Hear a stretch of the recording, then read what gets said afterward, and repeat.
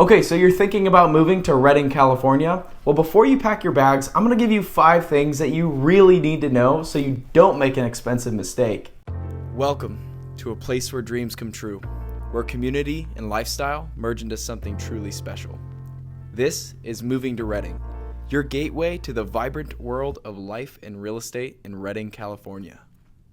Hello and welcome back to Moving to Redding, California. I'm Sam Wiseman, your local friendly expert and real estate professional. And if you're interested in finding out more about California's hidden gem, please feel free to subscribe or shoot me a text for my Moving to Redding ebook. All right, let's dive right in. Now, first off, let's talk about the climate. Now, fun fact, Redding has been labeled the sunniest city in California and the second sunniest city in the United States by the NOAA. Now, I must say, it can get pretty hot. Summer temperatures in Redding can range from about the high 90s to the low hundreds, but can peak at about 110 degrees plus. So, if you're a fan of the heat, you're probably going to thrive here in the Redding summer. Now, if you don't particularly enjoy the summer sunshine, that's alright, because the fall and spring in Redding are super nice and typically range about 60 to 80 degrees. This makes it a really good time for all the outdoor activities to indulge in that Redding's known for.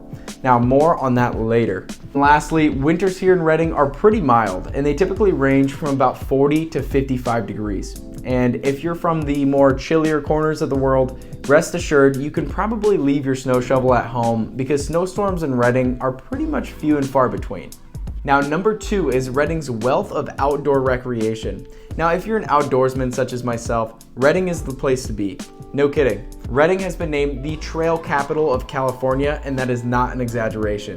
With 200 miles of hiking and biking trails in a 15-mile radius, this place is ideal for the adventurous out there. Now, if you love to fish, you're in luck because Redding has multiple lakes and streams to choose from and was actually listed as one of the top 5 trout fishing towns by Field & Stream magazine. Now, if fishing or hiking isn't really your thing, that's okay because you still have houseboating and water sports at Shasta Lake, skiing and snow sports at Mount Shasta, or even riding your motorcycle or side-by-side at many of the different OHV parks in the area. Now, there is plenty more that I'm leaving out here, so needless to say, if you're coming to Redding, be ready to spend a good chunk of your time exploring the great outdoors. Now, the third thing to consider before moving to Redding is the cost of living. Now, keep in mind that Redding is slightly higher than the national average in terms of cost of living.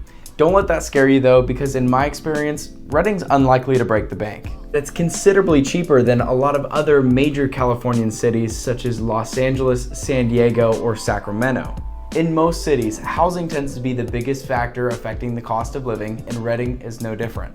One thing that makes Redding's real estate market so unique is just the wide variety of properties that you have to choose from rural homesteads to subdivision homes to downtown apartments or condos.